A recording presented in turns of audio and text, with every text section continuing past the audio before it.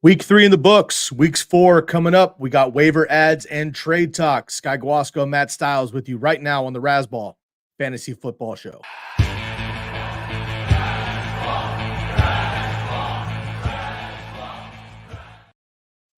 Welcome back, everybody. I'm your host, Guasco. You can find me on Twitter, SkyGuasco. I'm with my man, Matty Stiles, Stiles, 08. Big week 3. We had some massive performances. Obviously, the Dolphins should have broken records, tied a bunch of records. Absolutely incredible. Couple of letdowns.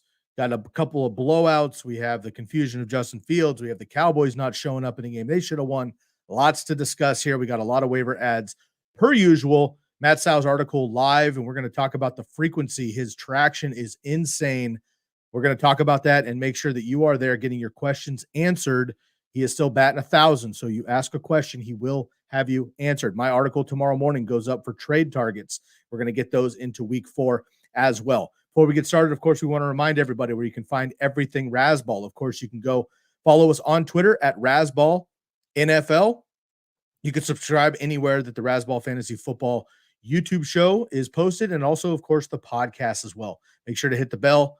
Hit subscribe. Make sure you don't miss any of our action all throughout the week. Of course, we have numerous episodes. And, of course, we have the most fun on Sunday morning. I'll bring in Matty Stiles.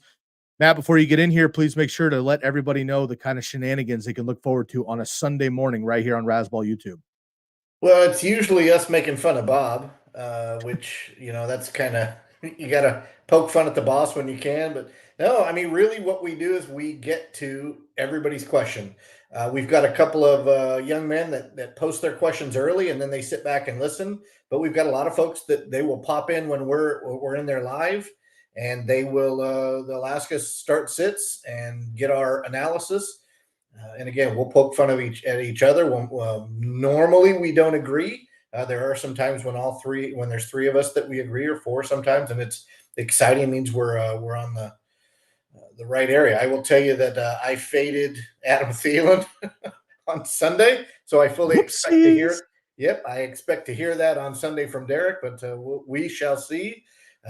Really, what I'd like to do is I'd like to remind the folks that even though they see my Twitter handle there, I write under Mitch Staniger, right? So I let them put 2 and 2 together. But I want to start seeing those folks that read our articles pop in on Sunday, make reference to that article so we know who they are. We can get a little bit better connection and get them linked in for good times on Sunday. Absolutely. And again, you can catch us 2 hours before kickoff every single Sunday, 2 hours in your local time zone. It's 8 a.m. for me on the West Coast. That's going to be 11 a.m. for you East Coasters. We also have a London game this week, folks. It's going to be 6 a.m. Pacific Standard Time. Best believe I'm going to be having my popcorn ready at 5:45 a.m. ready for a game, so I'm excited about that. We do have one of our loyal fans here up front. Matt, I'm going to let you answer this one right off the bat. Is Adam Thielen a good waiver wire target this week? Yes. Awesome. More to come, folks. Make sure you give us a follow and let us know. Shout out to our man, Derek. All right, we are going to get into our top waiver wire ads, and, of course, we're going to review Matt's article, which you can find on Razzball for free right now, football.razzball.com. You can comb through that. He's got over 30 comments already. And again, batting 1,000, it dropped this morning. He's going bonkers. So make sure you jump in that and get your advice there. Tomorrow morning, you can find my trade target episode or podcast review and also the article there with my top trade targets. Matt, before we get into it, you have a poll question for waivers. I have a poll question for trades. Why don't you read off yours first? I'll read off mine and we'll review those later on. But let's make sure we get the participation. We got some votes coming in already. Sure. Right now, to see how people are gauging my article and if we're on the right course, I simply asked, who is your top waiver ad heading into week 4? I focused on wide receiver, so I've got Joshua Palmer, Tank Dell, and DJ Chark as the 3 options over there on Twitter/X. And right now, Josh Palmer is checking in at 75% with Tank Dell at 25%, which means DJ Chark is getting absolutely 0 love on the poll, which means if you are a waiver acquisition priority owner or if you're a fab owner, that means you might be able to get DJ Chark for $0 or wait for waivers to clear and pick him up for free. So that a poll like that is not necessarily always about who the top guy is and I need to go after that guy. It gives you insight into how other people's other owners are thinking, and you may be able to scoop up somebody like Chark for much less cost. I like that. That's a great option there. And we've talked about Fab and our waiver wire waiver priorities as well. So let's jump into it here. Let's get right into your article.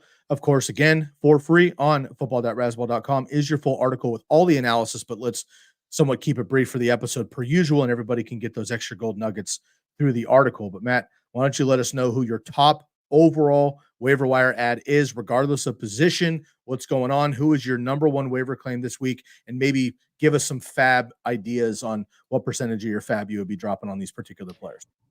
For me, it's Joshua Palmer. I think he's comfortable with the offense, even though it's a new OC. But he showed last year that he can put up 15 PPR points per game when one of the two wide receivers goes down. Now, here's the positive for Palmer is the negative for Mike Williams. He's done for the year. So Palmer is going to step right in and fill that role. Now, there's some rumors out there, and I kind of dig them, that maybe they do a little bit more 12 personnel with the Chargers. And it's, I think Derek mentioned this on yesterday's show, that it might be Parham and Everett getting a little bit more run than Quentin Johnston. I'm not fading Johnston, but I'm certainly not adding him in a league that has a shallow bench. But I will happily assume Palmer onto my squad.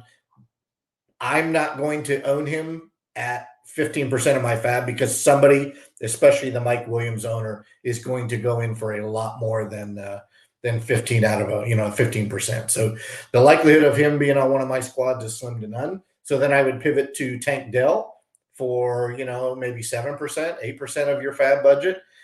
And again, like we mentioned about the article or the poll that we put up, right now DJ Chark, and let me look at it again. DJ Chark still has 0 votes.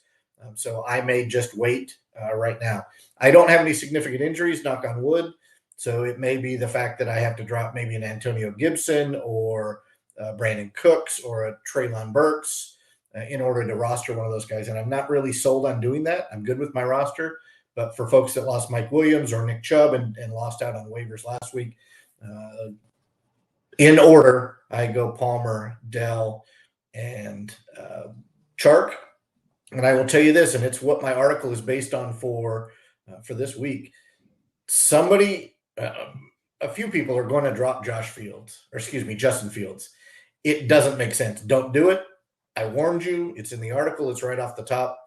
You drop him, he's going to be a league winner for somebody else, just like he was last year. So drop him with caution. I wouldn't do it, and if somebody drops him in one of my leagues, I'm going to scoop him up. I don't like Fields. I don't love Fields, but you can't deny the fact that if they take the training wheels off and let him do what he did last year, that he's a league winner. Totally agree. And you got to be careful with that because, again, if you are dropping, a spike dropping, understand that somebody in your league could be picking up that player. And if they do that, you could be in serious trouble right away because they could be picking up that player and dominating. I made a post, tweeted out Sunday after the games, week 1 through 5 of last year. Justin Fields was QB 24. Week 6 through 18, he did miss 2 games, but on a point per game basis, Matt, he was QB 3. QB 3 the rest of the way, week 6 to 18, missing 2 games.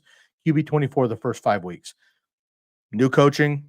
Yes, he has a new weapon, but a new weapon's a new weapon, right? He has new running backs. There's a lot to be working out here. Obviously, there's some coaching issues and maybe some maturity issues, whatever, doesn't matter. The talent is still there. We'll make it happen. I am a Justin Herbert guy, obviously, so I chose him, if not Lamar Jackson or Jalen Hurts, personally in my quarterback drafting. So I didn't end up with Justin Fields anywhere, so I don't have the headache. But a lot of people do, and they're blowing me up about it. So for me, it's just stay patient. And honestly, it sounds crazy, but I'd be more than happy to have Brock Purdy, Jared Goff at home, Derek Carr if he comes back healthy. I mean, there's some names out there, right? Like Gardner Minshew played well. Andy Dalton, right, played super well this week. I mean, it sounds crazy to do it, but we play week to week going throughout the season. So be careful. Don't go all in on Justin Fields necessarily if he's struggling, but also don't cut ties too early if you don't have another option. And CJ Stroud looks great so far. See, great name. Yep. Just forgot him. Absolutely. CJ Stroud would be a great name as well. All right, let's move on to the next position. Who do you got coming up here with your top of waiver ads? So for running backs, it's a little bit thinner, right? There's been a lot of injuries on the running back front. I'm of the opinion, let somebody else blow their fab for Devon Achane. Somebody's going to do it. We had a guy in our league that rostered him, didn't start him. He lost by 40 some odd points, and Achane put up 58 in that league. So what that guy's going to do is he's going to start Achane this week. Jeff Wilson Jr. is going to be back. Mostert's going to be back. Tua's going to be chucking the rock with Waddle back. So I don't think Achane's going to put up 58 points again. But you can't pay for recency bias, right? 58. How many times have you seen 50 plus in a fantasy score from one player? Pop quiz, Matt. Does Devon Achane have more or less than 4 touchdowns next week? Less. I mean, come on. Less. Okay. Yeah. Okay. So maybe it's a fade a little bit. It might even be less than 4 first downs. Yeah. Yeah, I agree. I like the kid, right? He's fast. I watched him play here at Texas A&M. But if you're betting on those type of stats week in and week out, it's not sustainable. So he's obviously number 1 running back ad on my sheet, but I don't know that he's going to give you what you expect.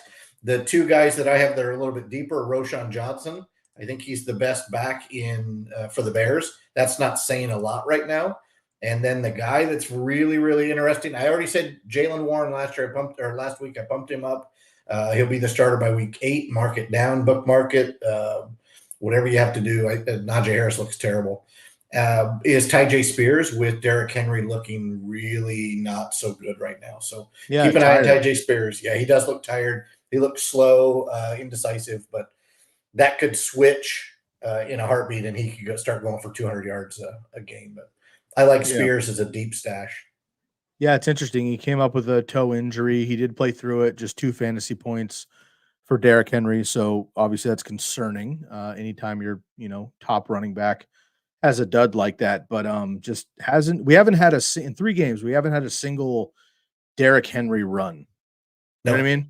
It doesn't have to be a 75-yard, 4 stiff arm, epic Hall of Fame highlight reel run, but like 15 where he trucks a dude on first contact, or it takes a screen pass for 35 yards or something like we haven't seen a single Derrick Henry play yet. And I'm concerned about that.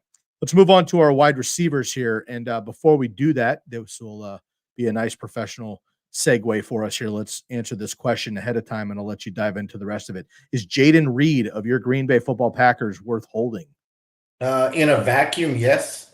He had the biggest catch of the game last week for Jordan Love. He also was targeted, I believe, 8, maybe 9 times. He had a couple of drops, a couple of routes that weren't perfect with he and Jordan Love. But I will tell you that he's a good football player. He's got good hands. He runs good routes. But Christian Watson has been ruled in for Thursday night against Detroit. So I would temper my expectations with Reed. But it appears that Matt LaFleur is moving wide receivers in and out. They must have certain packages or certain plays they like for certain wide receivers. So Reed and Dobbs and Watson and Dontavian Wicks and Malik Heath, they're all going to get a little bit of time. I also love Musgrave in this offense with 8 targets last week. So in a vacuum, yes, he's worth holding, but we need some more context, right? What type of league is it? What type of bench? And is this a starter, a flex, a bench? What is it? Jayden Reed, week 1, 5 targets, 2 receptions. 8 targets, 4 receptions 2 weeks ago. 2 touchdowns, but just 37 yards. Week 3, 7 targets, 3 receptions. The efficiency is dreadful. The yardage is not there. 2 30-yard receptions this year. Love to see that. But even with 2 touchdowns, he was wide receiver 20. So in PPR. So I want people to kind of, he's fun, but you're right. Watson's been out, hasn't even played yet. Romeo Dobbs looks fine. Musgrave's starting to ascend. They have other auxiliary options. And by the way, we didn't have Aaron Jones last week either. So Jordan Love looks nice. We're going to talk about him again in the episode here, but I like him a lot. But there's all of a sudden what didn't look like a fruitful offense necessarily coming in to us non-Packer fans, all of a sudden looks nice. But now there's a lot of mouths to feed and not necessarily the volume possibly that we're used to in years past. Yeah, Jones and Watson will take food off of Reed's plate. There's no doubt. Absolutely. Absolutely. So again, I think he's a great third option, right? Like he's in the Tyler Boyd camp for me, really, when it makes sense. I just don't think he's going to be consistent, especially when Watson comes back. And of course, Aaron Jones, who's a receiver in his own right, a bit as well. All right. So hope that answers your question there. Appreciate you tuning in. Again, this is the Razzball Fantasy Football YouTube show. Matt, why don't you give us the rest of your receivers? It's the up there in the poll. So basically, it's Palmer, Tank Dell, DJ Chark. Those are the three that I'm looking at right now. Thielen, if not rostered, I think that's really the guy you go after. But he's rostered in many more leagues than the other three guys. So if Thielen's available, as much as I hate to say it because I thought he was washed, that's the guy you got to go get. But he's going to cost a pretty penny as well on Fab. So you're on mute, buddy. He is not washed, and leave it to Andy Dalton to resurrect. You know what I mean? Like, how about that pairing, right? You give us that about 7 years ago. You're like, Andy Dalton, prime Andy Dalton and Adam Thielen. Nice. 2023, I think people forgot both of them were in the league still. But sure enough, they're out here playing well for Carolina. And look, I mean, that's an offense that is going to have to throw often because they're going to be behind. And Miles Sanders is not the dominant bell cow guy. So a little bit, considered, a little bit concerned, I should say, about that in general, but they played quite well. So, Matt, can we get an updated poll results here? And I'm going to get to another question. Absolutely. So right now we're clocked in with Josh Palmer 80%, Tank Dell 20%, DJ Chark 0% still. Okay, so DJ Chark is just not the option for us. People aren't feeling the Chark, that's for sure. Yeah, I like that. Which all right, means Derek again, right? You get him for free. Don't even put a waiver in. Wait till waivers clear. Like that. Derek does have another question. So we're talking guillotine league here, which does change things, but I kind of like this option here. So the $500 budget is not something that really matters to me, only because it's it's a lot. It's more than 100, but it's all relative. Like in a $500 budget league, CeeDee Lamb is probably going to go. Oh man, if you really need a wide receiver, but it's this early in guillotine, I would probably maybe like 100. That's a fifth of my fab. You may not get him for 100, but I don't want to spend maybe more than that. The way I think of fab and guillotine league specifically, I won't take too long on this, but I want to mention it here. The issue is somebody might pick up CeeDee Lamb for, let's say, 150 fab, right? CeeDee Lamb and the rest of their team have a bad week. CeeDee Lamb's going to be dropped again next week. And now all of a sudden he might be cheaper, or like maybe they struggle. So I don't go crazy on fab in guillotine leagues until the end of my season. Having fab in guillotine leagues is absolutely gold, because if anyone's unfamiliar, in a guillotine league, which is kind of the new hotness in fantasy, highly recommend everyone try one out a year. It's really fun. It's risky because basically you're in a team of 17 teams or 16, one for each week. Every single week, the lowest scorer, so you're not head to head, you're playing against the whole league. The lowest scorer every single week is eliminated. You're literally kicked out of the league. It could be week 1, week 2, week 14, whatever. You're kicked out of the league. That roster goes into waivers, which is amazing. So you have a bum week from somebody like 2 weeks ago. Jamar Chase had a bum week or whatever. His team got eliminated in guillotine. Jamar Chase in week 3 is on waivers. That's how it goes. So you keep playing that and building up your teams and things. So Derek is in that league, and CeeDee Lamb's team had a dud overall. CeeDee Lamb all of a sudden is on waivers in week 4. Pretty wild. So drop Bateman or Chark. Matt, I'm going to kick this part to you. You're looking at CeeDee Lamb. I'd say about $125 I'm willing to contribute to CeeDee Lamb and fab with a $500 budget. But if I'm doing that, I got to drop somebody. Would you drop Bateman or Chark? I would drop Bateman. He's not part of the offense that I've seen. It's going to be Lamar. It's going to be Gus. It's going to be Andrews, and it's going to be Zay Flowers. So I don't see any need. I don't see any need to roster Bateman. Really, in most formats at this point. I agree, and especially in guillotine, because again, in guillotine, you really want super high. It's almost like best ball with more risk. Like you can't have only shooters. You have to like gather points, right, to move on. But there's an opportunity to do that. So I like that a lot. So Derek, I go about 120, 125, and then we both agree I would drop Bateman, keep Chark, and Chark is on the waiver column there, so you might be able to pick either one of those guys up for free once waivers clear either way. All right. So by the way, Matt, I'm not sure if you tuned into this, but that was Derek, and then Derek Burnett comes in with the other question. Tricked me. Double Derek's. Yeah. Didn't even catch that. So appreciate that, guys. All right. Thank you very much. Matt, is there anything else you'd like to add for waivers? You got any sneaky tight ends for us? Anybody else we didn't mention? Right now, I think Bob's got some information on best tight end matchups right now available on your waiver wire. The tight end with the best matchup headed into week 4 is Gerald Everett. I think that is probably should be even raised higher based on the Mike Williams injury. So that will be the one tight end that I'm looking to acquire. If Musgrave is available, I think that's a good add. Ferguson from Dallas is probably a good add. And so Derek Favorite and I, we did some analysis on our 2 Yahoo leagues, and 8 of the 12 teams have 2 tight ends. Well, and one team has Waller and Andrews, they start both of them. I get that. But the other ones have a starting tight end like a Hawkinson or somebody like that, Kelsey, and then they have a second tight end. Well, we punted tight end. Well, so we're streaming every week. The way injuries are piling up, the way losses are piling up, the way people are struggling and creeping in towards the bye weeks, that's when we're going to pounce on our tight end, is when the teams that have to and shouldn't have to drop the name like Kincaid or Musgrave or Waller because he's underperforming, right? And that's the time that you need to go get your season-long tight end. But right now, stream – excuse me, the name I like is Everett. Ertz is out there. We're not really big fans of Ertz, but he seems to be getting targeted somewhat in that offense in Arizona. But for me, it's Everett this week. Yeah, I like that a lot. And also, I don't disagree with you that Everett would be the guy I'd be looking for in Los Angeles, but Donald Parham is the one scoring touchdowns. Yep. So it's quite frustrating. The Chargers tight end has been very effective for fantasy because Herbert is going insane right now. But Everett is getting everything between the two. It's kind of like 2 running backs.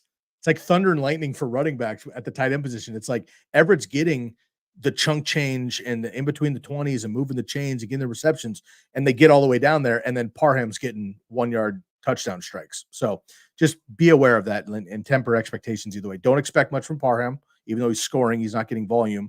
And unfortunately, Everett right now is not scoring. And we'll see what happens with Quentin Johnston, of course, and Palmer, who both of us appreciate and have talked about. Everett did have a goal line target. Not a good pass by Herbert. So he did have a goal line target in week 3, which is good. It's positive. Love that. All right, let's move on here to the trade targets then. So once again, you can find Matt's article, football.rasball.com, for free right now. Pull it up. You have it ready to go. When you drop this episode, you can make sure to read all that. You're watching on YouTube or you're listening on the podcast side. If you're on the podcast side, make sure you catch us on Rasball Fantasy YouTube. Make sure to hit that bell, subscribe, leave us your top waiver ads and trade targets for week 4. And if you're on the YouTube side, make sure you download the podcast. So when you're on the go, or you're catching flights like I have been the last couple of weeks, you're in the move and you're walking the dog, mowing the lawn, doing whatever you got to do in between classes, you can hit us up on Rasball on the podcast side as well, anywhere you listen to your podcasts. Okay, let's jump into the trade targets. You've got Matt's article right there with Justin Fields and lose your league, ? Week 4 waivers. So make sure you go check that out as well.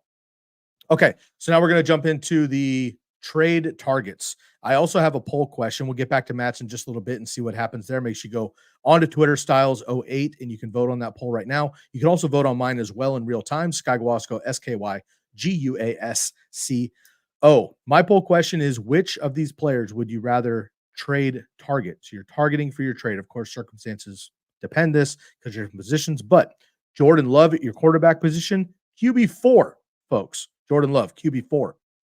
Zack Moss, RB13 in PPR, or Adam Thielen, wide receiver 9 in PPR. Right now, 75% of the vote want Zack Moss, rightfully so. We need running backs. 25% of the vote looking at the OG Adam Thielen. No love for love, but I think that's mainly due to we don't trade quarterbacks very often, Matt, right? So unless you're in a super flex league or something like that, you're probably not looking at a quarterback, but people still may not believe in this Packers offense. But again, he was out, his top running back and top wide receiver came back 17-0 to win that game and has been quite impressive. So keep an eye out for Zack Moss, Jordan Love, and Adam Thielen. Okay, I'll jump into my trade targets in general. Again, my article drops first thing tomorrow morning. So I'm just going to give you some names, quick analysis, and I'm going to give it over to Matt here to let me know if I'm crazy and if you agree or not. At quarterback, again, spoiler alert, Jordan Love. QB4 on the season, has been playing well. We've already talked to him quite a bit. He just looks good. He looks comfortable. I'm not going to go into all the cliches of he sat behind Aaron Rodgers and Aaron Rodgers sat behind Brett Favre, and that's a good formula, except for it is, and it has worked quite well. And when these guys go down, like Christian Watson, the backups, if you will, the number 2s and number 3s, are very familiar with Jordan Love because those guys had been practicing in the last couple seasons when Aaron Rodgers was with the number 1s. So you see that a lot with continuity. So Jordan Love is a guy is obviously producing at a high level, but I don't think he's uber popular. People would absolutely want other quarterbacks. So there is a reality where I would like to have him. Now, do I expect him to be top 5 the rest of the season? I don't. Joe Burrow finally sobered up last night. Like, they're going to be good. Daniel Jones, I think, will come around. There's going to be other quarterbacks in general. Justin Fields should come around as well. Trevor Lawrence, I think, is going to be better overall. But I do think Jordan Love is going to be top 10, and I think you can get him at somewhat of a discount price there. I'll rattle off the rest of them, and Matt, I'll let you comb it out here. Zack Moss has been absolutely on fire. I don't love it because I'm here to fade Zack Moss. It's kind of, part of my responsibility on this program. The problem is it's getting much more difficult to do that every single week. Zack Moss among running backs in week 3 per PFF, Pro Football Focus, tied for 2nd in rushing yards. He's tied for 4th in yards after contact. He's 1st in missed tackles forced with 9. He's also 1st in rushing touchdowns. So he was dominant last week. Playing very well. The question is, does Jonathan Taylor come back to the Colts? And if so, when? Because when he does, I don't think Zack Moss is going to see the field, at least on a consistent basis. However, he's playing well now. Deion Jackson, the rest of those guys you can get rid of. Zack Moss is that guy. And again, I don't think he's very popular, and I don't think people believe in him for the long term. I don't either. For the short term, especially if I have JT, go get Zack Moss because he can fill that hole until you have Jonathan Taylor coming back your way. But we don't really know when that's going to happen. Wide receiver, Adam Thielen. Again, he's playing very, very well. Wide receiver 9 in PPR. Uber targeted. Right? We're talking about DJ Chark, trying to hype him up a little bit. The reality is I watched a lot of that game. Adam Thielen just looks good. He's been healthy. Yeah, he's older. But his work off the blocks is something that people have been talking about for years.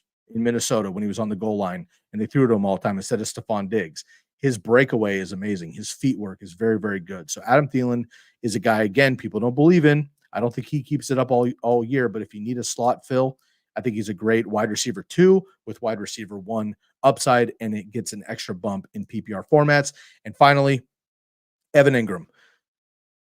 Tight end we've drafted very high and been burned on multiple years. I think that's why his ADP was so low this year, because we just don't buy it, whatever. But we saw at the end of last year, he's really come on with Trevor Lawrence and the Jags.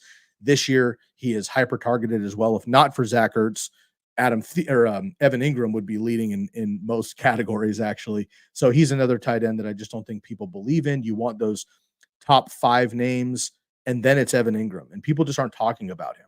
But it goes without saying at this point that I'd rather have Evan Engram than Kyle Pitts, obviously. I will say Kyle Pitts was wide open for at least a 30-yard gain, maybe a touchdown, and Desmond Ridder just overthrew him, and it was dreadful. So maybe it comes there if they fix the quarterback position. Nonetheless, it hasn't already. So Evan Engram is certainly somebody I would rather have. So quick recap, Matt, and I'll get your thoughts here. I would like to trade for Jordan Love at quarterback, Zack Moss at running back, Adam Thielen at wide receiver, and Evan Engram as my tight end.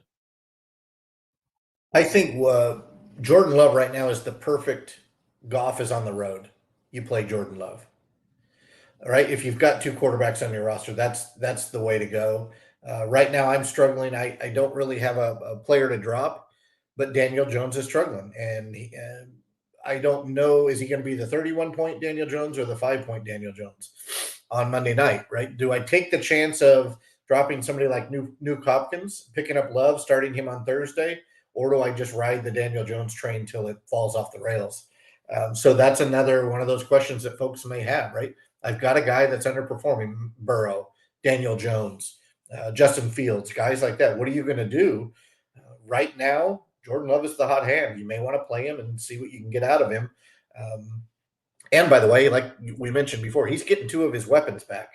He's got this deep threat coming back, and he's got the best player on offense coming back in Aaron Jones. So he's not a bad choice, but even as a Packers guy, I don't roster him anywhere. I'm of the same opinion that everybody else is. He's just, yeah, I don't know. I'm waiting for it not to work. And right now, outside of a horrendous fourth quarter in Atlanta, they would be 3-0. Right? Mhm. He just didn't. He had no completions in the fourth quarter against Atlanta. They didn't look great in the first 2.5 quarters at home against the Saints, but they found a way to win. And by the way, that's a veteran winning quarterback to come back against a tough Saints defense. Even though it was at home, they shut the Saints out. They came back, scored 18 points, and won the football game. So, I mean, right now he's passing the eye test. So I like Love. I will tell you that based on my poll, Tank Dell has taken over Joshua Palmer. DJ Chark has 1 vote, but Tank Dell is ahead of Joshua Palmer right now. People are speaking to Tank Dell's upside in the comments. So maybe we should start to lean towards Tank Dell, but we'll see when that poll ends after 24 hours where people end up with the kid's legit, and he was amazing at Houston. I think we don't take players like that seriously because they're short, right? Like, yep. And the reality is, wide receivers are starting to kind of trend that direction. Zay Flowers, Rondale Moore, there's a number of players that are like that, and they used to just be this Cole Beasley, Danny Amendola, Julian Edelman slot only guy, and they're just not anymore. And we see a lot more injuries with the big guys, i.e. Mike Williams, unfortunately. So we'll see what happens, but Tank Dell obviously is the truth. And the Houston Texans passing game in general is the truth. CJ Stroud and Nico Collins as well. Okay, any more thoughts on my trade targets before I move into my fades? No, I'm good. Fade it away. Fade it away. All right, unfortunately, we have to come up with some negative Nancy news because when you trade for somebody, you have to trade somebody away. I would much rather have Jordan Love than Geno Smith rest of season. Geno Smith is fine. He set the world on fire in the first half of the season last year, and then he went back into pumpkin mode, and now he just kind of stayed in he's a good pumpkin. He's like super bright orange. He's probably like one of the top ones off the lot Halloween season. We're in that right now. Like, I feel for him being a quality pumpkin. The problem is he's still a pumpkin, and I don't need that. I like smaller squash personally, so I'm fading pumpkin Geno. You're a small gourd guy. Small gourd kind of guy. Exactly. Yeah. There's nothing wrong with that, right? It's not this side. Never mind. So Geno Smith for me is basic. He's fine, but they're going to run the ball. Charbonnet is starting to take over from Ken Walker in snap share percentage. Each week, snap share percentage for Ken Walker has gone down in percentage. Each week, it's gone up in Charbonnet. They're going to run. JSN has not yet popped off. That's probably just a matter of time, but it hasn't happened yet. DK Metcalf is fine, but not on the same page. And Tyler Lockett will have blow-up games, but he's not consistent. So Geno has been fine, but he's a little bit behind each one of our games a little bit. So I'm concerned. So I'm fading Geno Smith personally. I would rather have Jordan Love. Running back, this goes without saying. I'm going to keep it quick. I've been saying this for 4 years, and I got burned last year because he was the only act in town. The volume wins, and he scored touchdowns. But Josh Jacobs isn't on my fantasy teams anyway. But if he is, I'm getting rid of him as soon as possible. Folks, I know it's hard to say, but I need a running back. Like, I can't get rid of a running back. I get it. What's almost worse than having auxiliary running backs that you just hit or miss are great running backs that are so good with like their reputation or speak that you start them no matter what every week and they let you down. Josh Jacobs just frankly isn't it. And I'm really concerned about his long-term with the Raiders. The Raiders are dreadful. They're just bad. And I'm concerned about long-term Josh Jacobs because if you're not able to bench him and look at other options, you're starting him every single week and you're going to end up getting burned. He had 9 PPR fantasy points in week 1. He had 10, we'll round up, in week 2 and 11 in week 3. Let's give him the benefit of the doubt with trends and give him 12 fantasy points in week 4. Nonetheless, he's RB25 right now, and that concerns me. You drafted him to be a top 10 running back, and he just isn't, and he's not going to be. You mentioned at the top of the program, Najee Harris looks slow. Derrick Henry looks slow. Josh Jacobs looks slow. And he broke off a couple first down runs when the Steelers had nobody in the box. They were winning the game. They were preventing the big play. That's when Josh Jacobs had like 3 or 4 10-yard runs in a row to get first downs. And then they got into the red zone. They crunched up the box and they started stuffing them again. So Josh Jacobs just isn't it. Haven't been a fan. I'm not a fan. If you have him, get rid of him. And I think you can get a lot for Josh Jacobs because of the perceived opportunity there, but he's not somebody that I'd be looking for. DJ Moore at wide receiver is the wide receiver I want to get rid of. I love DJ Moore. I think we all do in fantasy. This is a player we want to see with a top-end quarterback. We want to make sure that he gets his work, even with subpar performances over the last couple of years. He's been a PPR machine. He just hasn't scored touchdowns. The problem is with Justin Fields and this Bears offense, he's not a PPR machine. He's not scoring touchdowns. And they're running the ball, which we know the Chicago Bears are going to do. But Justin Fields isn't really the weapon that we need him to be so that they trust the passing game as well, right? So outside of a couple of big plays, we're just not seeing it. Everyone got super hyped when he took a screen pass 70 yards in the preseason. The problem was that was an ADOT of like negative a yard, and he made a big play like Deebo Samuel does. The passing yardage isn't there. I'm concerned about that. So DJ Moore is somebody with name brand value and I think preseason hype that you can still capitalize on, but I'd rather have a guy like Gabe Davis. Adam Thielen might be a stretch because I just don't think he'll stay healthy, but other type of guys like that you could keep, more consistently. Maybe Brandon Ayuk coming off of injury who should be back in play. DJ Moore would be somebody like that. The next one at tight end is kind of tough because if you have a reliable tight end, you can't trade him, but to find somebody, Dalton Schultz isn't getting it done. He was great in the Cowboys offense. It's not the Cowboys offense. They're not hyper-targeting him. We just talked about how great Tank Dell has been, and that's been true. Nico Collins has also been great. The run game hasn't really come around for the Texans, but that's the number 3 option. CJ Stroud just isn't targeting the tight end position. So, unfortunately, Dalton Schultz just isn't it. You're probably streaming him anyway, but I looked at his roster percentage. It was like 71%. That means a lot of people, if you have a tight end like that who was supposed to be good, and you probably drafted in the 10th or 12th round, you're starting him every week and you're getting duds. So I'm concerned about him. Players I'm looking to trade away, Matt: Geno Smith at quarterback, Josh Jacobs at running back, DJ Moore at wide receiver, and Dalton Schultz at tight end. Yep, I've got no use for Schultz, and the Geno, I could take him or leave him, right? Depending on if you faded quarterback and he ends up on your roster. But right now you can find Jordan Love, you can find Brock Purdy, you can find maybe Anthony Richardson was dropped when he got injured, but you've got some names out there. Minshew. I will play, and I think if you're looking at the schedule there, I think Seattle has their bye in week 5. So yeah, maybe the time to at least get a backup plan in place for him, or play him through week 4, trade him into week 5, and see what you can get. That way you're not affected by the bye. DJ Moore, he had two great catches in preseason. Again, like you mentioned, that's preseason. It was a terrible pass. He happened to reach backwards, grab it, and had a convoy down the sidelines. He's fast. He's good.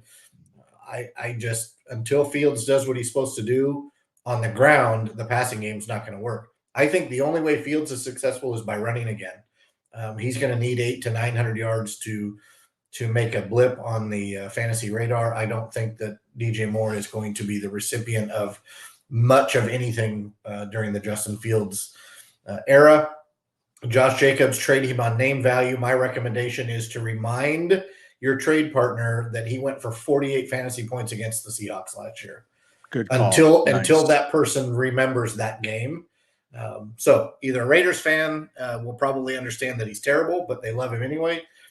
Maybe a Seattle fan will want to roster him because they remember that game vividly. But yeah, I name value for DJ Moore and Josh Jacobs is the only way you're moving him at this point. Yeah, I agree.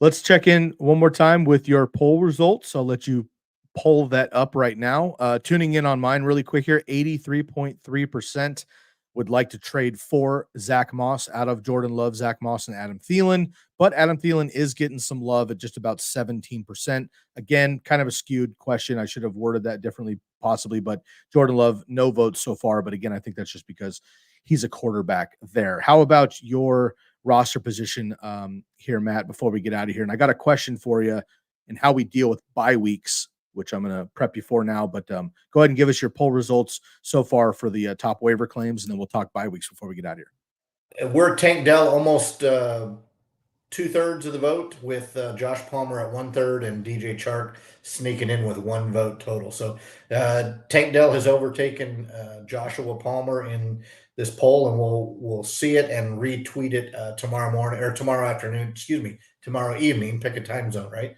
And we'll get it back out there. So right now it's 2/3, 1/3 for Tank Dell. Surprisingly, I thought it was going to be Palmer. I did too. Way out in front. I did too. But Tank Dell has been the truth, man. And you know what's fun is big plays. Tank Dell is not only get the volume, but he's getting big plays. We love that in fantasy football. So make sure to go get those guys and get your waiver wires in. Matt, before we go, you had mentioned the Seattle Seahawks have their bye week next week. So I'm sorry. This week is week 4. Next week is week 5. We start bye weeks. Okay. Let's talk about it just very briefly. We'll get into it more deeply next week. Cleveland Browns, Los Angeles Chargers, Seattle Seahawks, Tampa Bay Buccaneers. All 4 teams are out in week 5 with bye weeks. Matt, if I have a solid roster right now, I don't have a lot of holes. I don't need Devon Achane, or I don't really, believe in it. I don't need Joshua Palmer or Tank Dell or something like that. Can I look ahead? Maybe not players necessarily. We're not really sure, but like, what's your approach if you're saying, you know what, I think I'm okay on week 4. I'm not going to blow my fab. I'm going to save my number 1 waiver claim. I've got Deshaun Watson. I've got Amari Cooper. I've got the Seahawks and Chargers offense on bye next week, right? I've got Mike Evans and Godwin. There's, 1, 2, 3, 4, 7, top 24 wide receivers on bye next week, Matt. That's brutal. How are you going to prepare for that? What do what's kind of your look ahead as far as bye weeks? You can make sure to cover that gap ahead of time. I would say you don't drop somebody you're going to start in the future and start often just to fill a mid-range waiver wire pickup. You've probably got somebody on your bench that can fill in. Now, if you drafted like I did and you've got all of your buys basically in 2 of the weeks, and the NFL, I think, did what? There's 4 big bye weeks this week, maybe 3 plus, where there's a lot of teams out. So just realize that maybe look at your opponent. If your opponent has kind of the same holes, then stay away from blowing your fab during that week and roll with the guys that you have on your bench. If you're not going to play those bench guys in your bye week, then maybe that tells you all you need to know, that they're not valuable to you and you need to go get somebody else like Achane, like Tank Dell, like DJ Chark, like Joshua Palmer. So, and maybe it's because the bye works out better. So you suck the egg and pick those guys up for your Deontay Johnson because your league doesn't have an IR spot, or for whoever is underperforming, it may be time to make those moves. Now, I will tell you that heading into week 4, the biggest waiver acquisition, and you mentioned it on Sunday, that might be sitting way at the bottom of the available list is without a doubt Alvin Kamara. Absolutely. He did not get drafted in all leagues. He's not owned in every league. And by the way, he was not IR eligible. So people had to stash him. Now I have him everywhere. So I'm good. I have him and Jaylen Warren everywhere. So I'm in good shape where it comes to that. But you even said you were looking at a league and there he was, Kamara, down the list. Doesn't make sense. That's the guy you should go scour for by name in every league. And if he's not rostered, you need to get him now because he's playing in week 4 and he is going to take over that backfield. And by the way, if Derek Carr's out for a significant amount of time with that shoulder, guess what check down Jameis is going to do? He's going to rely on Kamara like there's no tomorrow. And by the way, Carr comes back, he's going to do the same thing. Yep. Right? Absolutely. Olave's going to start getting more attention. Mike Williams is not quite cooked, but he's on his way. And that's where that offense ends. So it's going to be Kamara. Volume is what you want, especially heading into the bye weeks. Yep, totally agree. And looking ahead as well, right? Again, look at the position scarcity. This week, it's going to be top wide receivers. Okay. Amari Cooper, obviously Keenan Allen, even Joshua Palmer coming up next week, right? If you spend a bunch of fab, just be a heads up on that. You might get it for free if people drop them. DK and Tyler Lockett, and then, of course, Godwin and Evans. All those guys on a bye next week, not this week, next week in week 5. So make sure you're prepped for that. Sounds insane. But also go to the Jonathan Taylor and the Cooper Kupp manager. If you're sitting pretty and you have a nice game, you're 2-1, you're 3-0, even if you're 1-2, but you have kind of a nice base and maybe you just got burned on a big week from somebody or something like that. I have some panic in a few leagues.